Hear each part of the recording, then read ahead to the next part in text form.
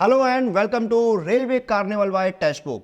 तो यहाँ पर जो है हम अलग अलग जो आपके गुरु हैं, जो इन्फ्लुएंसर्स हैं, उनसे बात कर रहे हैं। और इस सेशन में जो है हमारे साथ जुड़े हैं उमंग स्टडी से सनोज सर। सनोज सर, आपका बहुत बहुत स्वागत है रेलवे कार्निवल में। बहुत बहुत धन्यवाद सर, और पूरी टेक्स्ट बुक टीम का, पूरे उमंग स्टडी परिवार की तरफ से आप लोग को धन्यवाद देना चाहेंगे कि कितना अच्छा आप लोगों ने कार्निवाल आयोजित किया। और आयोजित ही नहीं किया बल्कि सक्सेसफुल आयोजन किया जी। क्योंकि आयोजन बहुत सारे होते हैं, उसमें सक्सेसफुल बहुत कम होते हैं। तो बहुत अच्छा लगा इस कार्निवाल में आकर के। सर, ये आप जैसे गुरुओं और स्टूडेंट्स की वजह से ही मुमकिन हो पाया कि हम एक सफलतापूर्वक इस कार्निवल का आयोजन कर पाए हैं। तो सर, शुरुआत करते हैं रेलवे से ही। रेलवे में जो है वैकेंसीज आना शुरू हुई हैं, तो माहौल कैसा है? मैं माहौल की बात ये कर रहा हूँ, 5 साल बाद वैकेंसी आने की खुशी ज़्यादा है या फिर कम वैकेंसी आने के लिए थोड़ी सी निराशा भी है स्टूडेंट के बीच में? कैसा माहौल है, क्योंकि आप तो बहुत सारे स्टूडेंट से जुड़े हुए हैं। जी, बीच का कह सकते हैं, खुशी भी है, नो डाउट स्टूडेंट्स के बीच में खुशी है, लेकिन स्टूडेंट्स खुल के खुश नहीं हो पा रहे हैं। खुल के खुश इसलिए नहीं हो पा रहे हैं क्योंकि कई बार होता है कि आप जीवन में इतने ज़्यादा मिस्टेक्स कर देते हैं, जैसे कि आपने वो भेड़िया वाला कहानी सुना होगा जी। कि भेड़िया आया, भेड़िया आया, भेड़िया आया। जब सच में भेड़िया आया तो कोई गया ही नहीं। कोई गया ही नहीं। तो रेलवे में इतने ज़्यादा मिस्टेक्स कर चुके हैं ना, चूंकि तो कैलेंडर पे भी स्टूडेंट्स को विश्वास नहीं हो रहा है। लेकिन कहते हैं कि उम्मीद की किरण कहीं ना कहीं से जगती है, तो स्टूडेंट के लिए एक उम्मीद की किरण जगी है कैलेंडर के माध्यम से। उस बात की स्टूडेंट्स में खुशी है। और पहली बार जब कोई भी परिवर्तन होता है ना, तो वो तकलीफ देता है आपको। जैसे कि एग्जाम्पल के तौर पे आपको पहली बार डॉक्टर जब इंजेक्शन देते हैं ना, तो तकलीफ होता है, लेकिन आपको पता होता है कि उस बीमारी को ठीक होने के लिए इंजेक्शन लेना आपका ज़रूरी है। तो ये बदलाव चूँकि पहली बार आया है, इसलिए स्टूडेंट्स को अभी तकलीफ लग रहा है कि वैकेंसी कम है। लेकिन ये वैकेंसी यदि अगर हर साल इतना ही संख्या में या 19-20 थोड़ा आती है हर साल, तो मुझे लगता है ये तकलीफ भी स्टूडेंट्स की धीरे धीरे दूर हो जाएगी। परिवर्तन को जो है इतनी आसानी से स्टूडेंट जो है जी, वो एक्सेप्ट नहीं कर पाते हैं। जी सर, जैसे आपने बोला कि रेलवे जो है वो, रेलवे बोर्ड जो है वो कुछ गलतियां करता है, और ये चीज़ जो है मैं खुद पिछले 4 साल से, जब से मैं इस विभाग में हूँ, तब से देख रहा हूँ। एनटीपीसी के टाइम पर भी स्टूडेंट्स को जो है सड़कों पर आना पड़ा था, कट ऑफ हाई गई थी, फिर रिजल्ट जो है दोबारा से डिक्लेयर करना पड़ा था। ग्रुप डी में CBT 2 को लॉन्च कर दिया गया था, उसके लिए तो बहुत से स्टेट, बिहार का एग्जाम्पल है, तो पटना में जो है लोगों को पटरियों पर आना पड़ा था, फिर CBT 2 वापस लिया गया। ELP का नोटिफिकेशन आया, तय चीज़ थी कि 2018 के बाद नोटिफिकेशन आ रहा था। एज में रिलैक्सेशन जो है नहीं किया गया, स्टूडेंट जब सड़कों पर आए उसके बाद एज रिलैक्सेशन। तो सर, ये सारी जो चीज़ें हैं, इसके पीछे क्या वजह है, कहाँ पर कमी हो रही है? इतना बड़ा बोर्ड है, सबसे ज़्यादा वैकेंसी जो है अगर कोई केंद्र सरकार में देता है तो रेलवे रिक्रूटमेंट बोर्ड है, फिर भी इतने सालों में जो है कोई भी बदलाव नहीं है। स्टूडेंट जब तक आवाज़ नहीं उठाएंगे तब तक मांग जो है पूरी नहीं होती है। देखिए, इसका सबसे बड़ा जो कारण है, ये बात हम लोग रेलवे तक भी पहुंचाए हैं, वो है कम्युनिकेशन गैप। एक्चुअली होता क्या है ना कि जब जब रेलवे प्रॉब्लम में फंसती है, तब तब ही केवल वो स्टूडेंट से बात करती है। उससे पहले वो स्टूडेंट से बात करना ज़रूरी नहीं समझती है। बेसिकली स्टूडेंट्स को रेलवे को विवश करना पड़ता है उनसे बात करने के लिए। उसके बाद वो हाथ जोड़ के स्टूडेंट के सामने खड़े होते हैं कि आपका आदेश सर आंखों पर, और स्टूडेंट की हर एक बात सुना जाता है। तो यही हम लोग रेलवे को सजेस्ट किए थे कि आप अपने और स्टूडेंट्स के बीच में कम्युनिकेशन का मीडियम स्थापित करिए और स्टूडेंट्स की बातों को सुनिए कि वो चाहते क्या है। क्योंकि रेलवे को ये बात समझना पड़ेगा कि रेलवे के जो स्टूडेंट्स हैं वो भले अभी स्टूडेंट है, रेलवे के एस्पायरेंट है, लेकिन कल को वो रेलवे कर्मचारी बनने वाले हैं। तो उन्हीं से रेलवे चल रहा है। कहते हैं कि हमारा जो शरीर है, आत्मा के बिना ये शरीर अधूरा है और शरीर के बिना ये आत्मा अधूरा है, दोनों एक दूसरे का पूरक है। तो ठीक उसी प्रकार से रेलवे के जो एस्पायरेंट्स है, रेलवे के लिए वो इक्वली इंपॉर्टेंट है। ये बात रेलवे को समझनी पड़ेगी। रेलवे ये बात नहीं समझती है। रेलवे चीज़ों को टेकन फॉर ग्रांटेड ले लेती है। रेलवे को लगता है कि हम तो 10,000 में वैकेंसी निकालते हैं तो करोड़ों करोड़ एप्लीकेंट्स होते हैं, इसका नहीं सुनेंगे तो क्या फ़र्क पड़ता है, मेरे पास एप्लीकेंट्स की तो कमी नहीं है। तो ये कहीं ना कहीं इस मोड को रेलवे को चेंज करना पड़ेगा। स्टूडेंट्स की बातों को समझना पड़ेगा, सुनना पड़ेगा, और उसमें से जो भी मास की डिमांड है उसको आपको फुलफिल करना पड़ेगा। मैं ये नहीं कहता हूँ हर एक स्टूडेंट की डिमांड को आप सुनिए, फुलफिल करिए, दैट्स प्रैक्टिकली नॉट पॉसिबल। जो पॉसिबल है, जो आप बाद में करते हैं, जो आंदोलन होने के बाद में करते हैं, वो पॉसिबल था तभी तो आपने किया। जो चीज़ पॉसिबल नहीं था वो आपने किया नहीं किया। 5,696 ये डिजिट 5696 हर एक स्टूडेंट की जुबान पे है और शायद वो कभी ना भूलेगा। इसको आपने 5697 तक नहीं किया। मतलब जो चीज़ें पॉसिबल नहीं थी वो आपने नहीं किया, लेकिन जो पॉसिबल थी वो आपने स्ट्राइक के बाद क्यों किया। सर जैसे आपने शुरू में पहले सवाल के जवाब में ही बोला कि रेलवे ने कहीं ना कहीं जो एग्ज़ाम कैलेंडर है उसको लाके स्टूडेंट में थोड़ा विश्वास पैदा करने की कोशिश करी है और परिवर्तन को स्वीकार करने में समय भी लगता है, लेकिन सर अभी भी स्टूडेंट जो है एग्ज़ाम कैलेंडर आए, जनवरी में एग्ज़ाम कैलेंडर आ गया था, वक्त भी दिया है, 1 सवा 1.5 महीना हो चुका है, लेकिन स्टूडेंट अभी भी जो है वो विश्वास नहीं कर पा रहे हैं रेलवे के पुराने इतिहास को देखते हुए। और उसमें एक चीज़ का एग्जांपल जो मैं पहले भी आपसे जिक्र कर चुका हूं कि आरपीएफ जो है वो रेलवे का ही पार्ट है, और अब तो ये भी कहा गया कि जो रिटन एग्जाम है वो आरआरबी ही कंडक्ट कराएगा, तो आरपीएफ को जगह क्यों नहीं दी गई कैलेंडर में? हाँ बिल्कुल, ये सवाल पूछा जाना चाहिए और ये बिल्कुल जेन्युइन सवाल है कि भैया आपने कुछ दिन के बाद तो बताया कि भाई आरपीएफ की वैकेंसी आप देंगे, तो आपने कैलेंडर में ये चीज़ मेंशन क्यों नहीं की? तो आपके ऊपर जो शक है वो स्टूडेंट का शक लाजमी है।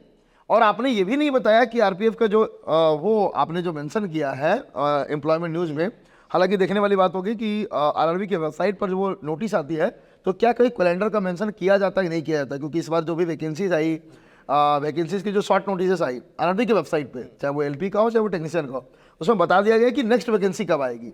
तो जो वेबसाइट पे आरपीएफ की शॉर्ट नोटिस आएगी उसमें बताया जाता है कि आरपीएफ की वैकेंसी नेक्स्ट ईयर 2025 में इस महीने में आएगी, तब तो मुझे लगता है कि कहीं ना कहीं स्टूडेंट्स के विश्वास को एक कदम और भी रेलवे जीत पाएगी।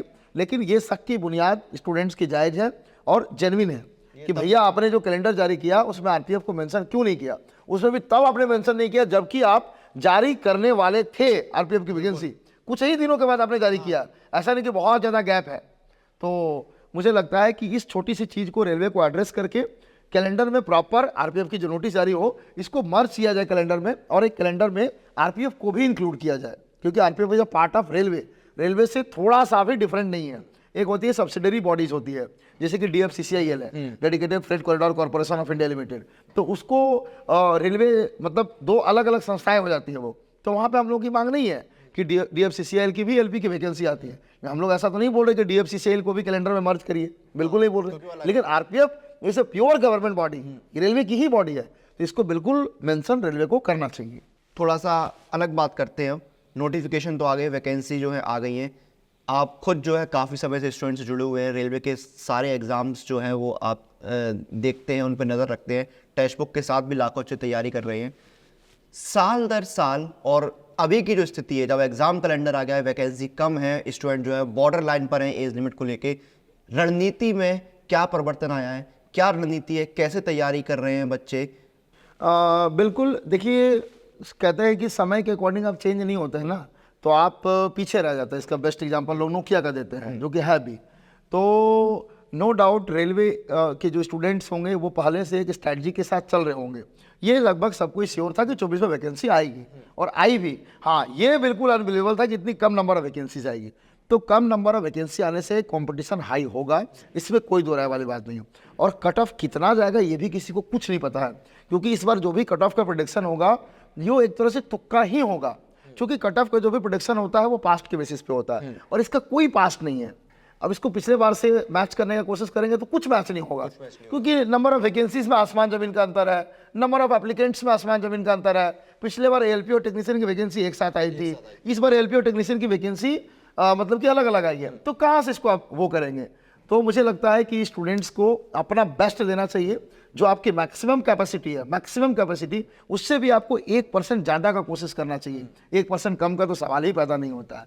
और बाहर जहाँ तक स्ट्रैटेजी की है, तो सब्जेक्ट वाइज स्टूडेंट को एक स्ट्रैटेजी बनानी चाहिए। जून का आपका एग्ज़ाम डेट है, तो 1 जून को आप डेडलाइन मानिए। जो भी आपके पास समय बचा हुआ है, जो बीत गया है उसके पीछे आप सोचते रहेंगे तो आप आज का भी समय बर्बाद करेंगे। जो गया उसको जाने दीजिए, जो समय आपके पास बचा हुआ है इसमें आप कैसे पूरे सिलेबस को कवर करेंगे। पूरा सिलेबस नहीं भी कर पा रहे हैं तो जितना आप कर पा रहे हैं उसका मैक्सिमम डिलीवरी आप कर पाए, ये इंपॉर्टेंट होता है। कोई स्टूडेंट क्या करता है कि पूरा 100% सिलेबस करके जाता है और उसमें 50% एक्यूरेसी के साथ 50 क्वेश्चन करके आया। कोई स्टूडेंट देखा कि भैया अब मेरे पास टाइम कम है, तो 50% 100% करने जाएंगे तो पता चला कि कुछ हो नहीं कर पाएंगे। एक काम करते हैं, 20% को गोली मारते हैं, इग्नोर करते हैं, हम 80% ही करेंगे, तो 100% एक्यूरेसी तो कर पाना पॉसिबल नहीं होता है। उसने क्या किया, चूंकि 20% उसने सिलेबस को कम किया तो उसके पास थोड़ा टाइम मिला, तो टाइम दिया तो थोड़ा बहुत डीप स्टडी कर पाया, तो 80% में वो 70% एक्यूरेसी करके आया। तो आप विश्वास मानिए जिसने 100% किया और 50% एक्यूरेसी किया उससे ज़्यादा अच्छा है जिसने 80% ही किया और उसमें 70% एक्यूरेसी करके आया। क्योंकि यहाँ पे एक चीज़ स्टूडेंट्स को समझना होगा कि जितने भी एस्पायरेंट्स इस एग्ज़ाम को देने वाले हैं वो किसी न किसी एग्ज़ाम को, मतलब कि बोर्ड लेवल के एग्ज़ाम को दे करके यहाँ पे एप्लीकेशन फॉर्म को भरे होंगे, तभी वो एलिजिबल होंगे। आइदर वो 10th दिए होंगे, 12th दिए होंगे, ग्रेजुएशन दिए होंगे, ITI दिए होंगे। तो ये चीज़ समझना पड़ेगा कि बोर्ड्स के जो एग्ज़ाम होते हैं और कंपटीशन का जो एग्ज़ाम होता है इसमें एक बेसिक डिफरेंस क्या होता है।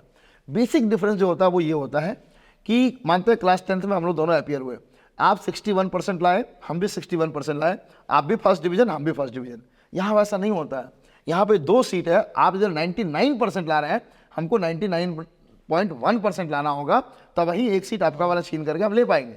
आप 61% ही लाए, हम 62 लाए, तो 62 में ही मेरा सिलेक्शन हो जाएगा। लेकिन मुझे पता नहीं है ना कि आपकी कैपेसिटी क्या है, आप कितना तक ला सकते हैं, तो मुझे तो 100% की तैयारी करके चलनी होगी ना। तो मुझे लगता है कि इस रणनीति के साथ स्टूडेंट्स चले, जो भी उनके पास समय बचा हुआ है उसमें जितना वो कर सकते हैं उसका एक डिटेल प्लान बनाए। क्योंकि मैं आज के सेशन में भी स्टूडेंट्स को कहा था कि थोड़ा थोड़ा करके हाथी को भी खाया जा सकता है। तो उस सिलेबस को जब बाइफरकेट करेंगे सब्जेक्ट वाइज में टाइम्स के अकॉर्डिंग कि मुझे इस वीक तक ये कंप्लीट कर लेना है, इस महीने तक ये कंप्लीट कर लेना है, तो आप देखेंगे धीरे धीरे करके आपका सिलेबस भी कंप्लीट हो जाएगा और उसमें आपका एक्यूरेसी भी ठीक ठाक मेंटेन हो जाएगी। जी सर, आपने कंपटीशन की बात करी है, एग्ज़ाम कैलेंडर जो है वो रिलीज़ हो चुका है, तो हर साल जो है हम मान के चल रहे हैं हर साल वैकेंसी अब रेलवे निकालेगा, तो कहीं ना कहीं कुछ समय बाद जो एग्ज़ाम कैलेंडर है इसके आने से कंपटीशन में कमी देखने को मिलेगी। हाँ बिल्कुल देखने को मिलेगी और इसका बहुत अच्छा इम्पैक्ट पड़ेगा स्टूडेंट्स के ऊपर। मैं अच्छा इम्पैक्ट इसलिए बोल रहा हूँ, हालांकि ये थोड़ा सा स्टूडेंट्स के लिए नेगेटिव भी हो सकता है। सबसे बड़ी जो चीज़ होती थी अभी के टाइम में स्टूडेंट्स को कि वो गिव अप नहीं कर पाते थे, उनको पता नहीं होता था अपना कैपेसिटी के बारे में कि मैं इस एग्ज़ाम के लायक हूँ भी या नहीं हूँ। लेकिन कोई स्टूडेंट 1 अटैम्प्ट 2 अटैम्प्ट 3 अटैम्प्ट लगातार देगा ना, तो एटलीस्ट उससे सिलेक्शन अगर नहीं हो पा रहा उसका, तो वो गिव अप कर पाएगा, वो जीवन में कुछ और कर पाएगा। ये ऑप्शन तो एक खुलेगा ही खुलेगा। और जो कैलिबर स्टूडेंट होगा, मान लीजिए इस बार वो 1 नंबर से रह गया, अगले बार उस 1 नंबर को और पाने की कोशिश करेगा, मान लीजिए किसी और कारण से उसमें भी रह गया, तो वो बॉर्डर पर रहेगा, तो तीसरा अटैम्प्ट, चौथा अटैम्प्ट, 5वां अटैम्प्ट कहीं ना कहीं जाते जाते वो सिलेक्शन नहीं लेगा। और जैसे जैसे ये आगे बढ़ेगा तो गिव अप करने वाले स्टूडेंट्स की संख्या भी कम होगी और रेगुलर वैकेंसी आएगी। तो जो मास उठ करके आता था एक ही बार 18 में जो वैकेंसी आई थी, अरे अरे रेलवे आया, रेलवे आया, रेलवे आया, कोई भी झाड़ू भी लगा रहा है तो भर दो रेलवे, मैट्रिक पास तो हर कोई है, तो वो चीज़ धीरे धीरे खत्म होगा। इसका बेस्ट एग्जांपल देता हूँ, अभी हम लोग नोएडा में एक होटल में रुके हुए हैं, तो हमारे पंखे में कुछ प्रॉब्लम हुआ था, उसको बनाने के लिए आए थे कोई, तो मैं थोड़ा सा बातें करना पसंद करता हूँ, तो मैंने उनसे बात करी, तो वो ITI किए हुए थे, वो रेलवे का प्रिपरेशन पहले कर चुका है। मैंने उनसे पूछा कि इस बार आप फॉर्म क्यों नहीं भर रहे? बोला कहाँ होगा भैया, 6000 वैकेंसी है, 20 लाख फॉर्म भरा है। तो उसको पता है कि वो कंपटीशन में नहीं है। यदि अगर यही वैकेंसी बहुत ज़्यादा होती, 60,000, 70,000, 1 लाख, तो वो भर देता कि क्या पता चलो तुक्का लग जाएगा। तो अब ये अननेसेसरी भीड़ कम होंगी तो कंपटीशन भी कम होगा, ये रेगुलर वैकेंसी आती है। तो एक और सवाल जो मैं बहुत समय से पूछने की कोशिश कर रहा था, सर एक चीज़ जो है रेलवे में बहुत सारी चीज़ें ऐसी हैं जो नहीं होनी चाहिए होती है, और उन्हीं में एक जो है रेलवे का 2019 के जो ग्रुप डी का नोटिफिकेशन था, उसका अधूरा ख्वाब जो रेलवे का रह गया था CBT 2 का। तो बच्चों में ये डर है कहीं इस बार उस ख्वाब को पूरा न करना है, CBT 2 लॉन्च कर सकते हैं क्या सर इस बार? मुझे लगता है किया जा सकता है, प्रबल संभावना है और स्टूडेंट्स को इसके लिए मेंटली प्रिपेयर होना चाहिए। इसका कारण है, ये तो श्योर है कि इस बार ग्रुप डी में ITI लगेगा तो लगेगा, क्योंकि जो ITI में छूट दिया गया था ये विशेष प्रावधान के तहत दिया गया था। विशेष प्रावधान क्या है? वो स्टूडेंट का दबाव है, उसको अब टेक्निकल में तो वो दबाव लिख नहीं सकते हैं, तो विशेष प्रावधान लिखते हैं वो। क्योंकि 18 में ITI लगा था, स्टूडेंट ने विरोध किया था, ITI को हटा लिया गया था। 19 में वैकेंसी आई थी, बैक टू बैक आई थी, तो 18 में चूंकि आपने लगाया नहीं है, तो आप नहीं चाहेंगे कि 19 में भी स्टूडेंट विरोध करे, तब आपको पीछे होना पड़े, इसलिए आपने लगाया ही नहीं। और 19 के बाद रेलवे ने जो सबसे अच्छा काम किया, जो कि हम लोगों की रेगुलर डिमांड भी रहती है कि आप कोई भी चीज़ लागू करने वाले हैं तो उसको पहले से बता कर रखिए स्टूडेंट्स को, ताकि स्टूडेंट में प्रॉब्लम नहीं हो। तो यही एक काम ऐसा था जो रेलवे ने पहले से करके रखा था। 19 से लेकर के अभी तक 5 साल में मुझे लगता है रेलवे ने कम से कम अखबार के माध्यम से, वेबसाइट के माध्यम से 50 नोटिस निकाल दिए होंगे कि हम विशेष प्रावधान के तहत 18 और 19 में ITI से छूट दिए थे, और भविष्य की जो भी वैकेंसी आएगी, एक तो वो बताते नहीं है कब आएगी, मतलब वो तो डायरेक्टली लिख नहीं सकते कि 24 में आएगी, तो वो लिख दिए थे कि भविष्य में जो भी वैकेंसी आएगी उसमें ITI लागू होगा। तो चूंकि ITI लागू होने वाला है, तो मुझे लगता है कि मे भी शायद CBT 2 लागू हो सकती है, कंफर्म नहीं कहा जा सकता है। रणनीति लेकिन संभावना प्रबल है। रणनीति में बदलाव करना पड़ेगा तैयारी की फिर तो। हाँ ऑब्वियस, क्योंकि इसका लॉजिक भी रेलवे ने दिया था कि क्यों वो CBT2 लागू करना चाह रही है। एक्चुअली होता क्या है कि अभी बेरोजगारी की जो आलम है, बेरोजगारी की जो समस्या है, इससे सभी कोई अवगत है। आपने वो खबर भी पढ़ी होगी कि एक M.Tech का स्टूडेंट था, B.Tech plus M.Tech IIT Bombay से डुअल डिग्री किया हुआ था, उसने ग्रुप डी को ज्वाइन किया था। तो होता क्या है कि B.Tech और M.Tech वाले ग्रुप डी को ज्वाइन तो कर लेते हैं, लेकिन जब उनको काम करने के लिए ग्राउंड पे कहा जाता है तो उनसे वो काम हो नहीं पाता। और काम आप उन्हीं से करवा सकते हैं जो कर पाने में सक्षम हो। अब मैं आपको कह दूंगा बिल्डिंग को आपको उठाना है सर पे, तो कहने का भी कोई मतलब नहीं है, ये प्रैक्टिकली भी पॉसिबल नहीं है। तो इसलिए रेलवे ने देखा कि जो ग्रुप डी का जो काम है, एक बार हम ITI वाला टैग लगा देते हैं, तो चूंकि अब जो B.Tech किया हुआ है, जो डिप्लोमा किया, वो ITI करने नहीं जाएगा, और करने जाएगा तो फिर वो मेंटली प्रिपेयर रहेगा, मुझे इस लेवल का काम करना है। तो ये रेलवे का लॉजिक था कि ITI मैं लागू करूंगा तो मेरा जो काम है वो स्मूथली हो पाएगा। चूँकि ग्रुप डी के जो काम होता है वो भले सबसे लेस इंपॉर्टेंट दूर से लगता है, लेकिन वो सबसे ज़्यादा इंपॉर्टेंट वही होता है, क्योंकि ट्रैक मेंटेनेंस की जो पूरी जिम्मेदारी होती है वो ग्रुप डी के जो ट्रैक मेंटेनर होते हैं उनके ऊपर होती है। अब वो ट्रैक सेफ रहेगा तभी सब कुछ सेफ रहेगा। जी, एक आखिरी सवाल सर आपसे कि कंपटीशन जो है वो टफ है, हम शुरू से चर्चा कर रहे हैं। इस कंपटीशन में आपने एक जगह एक्यूरेसी का भी इस्तेमाल किया कि एक्यूरेसी बहुत ज़रूरी है, तो प्रीवियस ईयर पेपर और मॉक टेस्ट, क्योंकि खुद जब मैं टेक्स्ट बुक से जुड़ा हूँ तो टेक्स्ट बुक में लाखों बच्चे जो है प्रीवियस ईयर पेपर और मॉक टेस्ट देते हैं, और आपके साथ भी जो बच्चे जुड़े हुए हैं वो भी देते होंगे। कितना इम्पोर्टेंट अभी तक रहा है, और क्या अब इसका इंपॉर्टेंस और बढ़ने वाला है मॉक टेस्ट और प्रीवियस ईयर पेपर्स का? अब मैं स्टूडेंट्स को प्रीवियस ईयर का इंपॉर्टेंस ऐसा ही समझा देता हूँ कि आप इसको ऐसे समझ लीजिए कि जैसे कि आप अभी जीवन के जिस भी पड़ाव पर होंगे, जीवन के जिस भी क्षेत्र में होंगे, या जो भी कुछ आप कर रहे होंगे, तो आप देखिएगा कि आप पीछे की चीज़ों को ना रिवाइंड करते हैं कि मैंने अभी तक क्या क्या किया है, क्या क्या गलतियाँ मुझे नहीं करनी चाहिए थी, क्या क्या मैंने अच्छा किया है। तो उससे आपको एक बूस्टअप मिलता है कि भैया मैंने यार 12th क्लास का जब एग्ज़ाम हो रहा था तब तो मैं बहुत परेशान था, लेकिन मैंने मेहनत किया, मैंने कोशिश किया और मेरी ठीक ठाक परसेंटेज भी आ गए। तो जो प्रीवियस ईयर होता है ना, जैसे कि हम लोग को इतिहास पढ़ाया इसलिए जाता है ताकि हम लोग अपने वर्तमान को अच्छा कर सके, तो प्रीवियस ईयर आपको एक रोड मैप देता है। और जब आप कॉन्सेप्ट को करने के बाद प्रीवियस ईयर को कर लेते हैं, तब आपके अंदर एक कॉन्फिडेंस आता है कि यार मैंने वो क्वेश्चन किया है जिस क्वेश्चन को पूछा गया है, और उसी एग्जाम में पूछा गया जिस एग्जाम की मैं तैयारी कर रहा हूँ। और आत्मविश्वास एक ऐसी चीज़ है जो आपका 50% काम ऐसे ही कर देता है। इसको एक एग्जाम्पल के तौर पर ऐसे समझ सकते हैं कि जैसे मान लीजिए आपकी तबीयत खराब है, ठीक है, और आपको सभी लोगों ने आप चुपचाप ऐसे ही छोड़ दिया, तो आपका डिप्रेशन से तबीयत और भी ज़्यादा खराब हो जाएगी। मैंने क्या किया? कुछ नहीं किया, बस आपको डॉक्टर के पास ले गया, डॉक्टर साहब के पास जाकर के आपको दिखवा दिया, अभी दवाई भी नहीं दी है, दवाई लेने से पहले आपका 50% तबीयत ठीक हो जाता है। क्यों? क्योंकि आपको एक विश्वास होता है कि हम डॉक्टर साहब के पास चले गए, अब हम ठीक हो जाएंगे। तो वो विश्वास बहुत ही ज़्यादा ज़रूरी होता है जीवन में, और वो विश्वास आपको प्रीवियस ईयर ही दिलवा सकता है और कोई नहीं दिलवा सकता है। अब आपको प्रीवियस ईयर टेक्स्ट बुक से क्यों लगाना चाहिए? आपको जहाँ से लगाना लगे, टेक्स्ट बुक से लगाने का बेनिफिट ये हो जाता है कि यहाँ पे आपको एक तो ऑल इंडिया लेवल के स्टूडेंट मिल जाते हैं, साथ में आपको एनालिसिस मिल जाता है, और उसके बाद उससे एनालिसिस का जो सॉल्यूशन मिलता है उससे रिलेटेड कॉन्सेप्ट मिल जाते हैं। क्योंकि देखिएगा कि जो भी आपके क्वेश्चंस बनते हैं ना, वो बहुत ज़्यादा नहीं घुमाया जाता है। कोई पर्टिकुलर टॉपिक होता है, उसी के इर्द गिर्द चीज़ें घूम रही होती है। जो टेक्स्ट बुक में सॉल्यूशन दिया जाता है उसके इर्द गिर्द कहाँ तक एग्जामिनर जा सकता है उसको कवर कर लिया जाता है।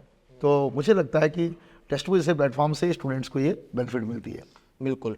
तो सर, ख़त्म करने से पहले आप स्टूडेंट को कुछ बोलना चाहेंगे, खास करके वो स्टूडेंट जो थोड़े से निराश हो गए थे क्योंकि बॉर्डर लाइन पर वैकेंसी कम आई है, और दूसरे वो स्टूडेंट जो पहली बार तैयारी कर रहे हैं?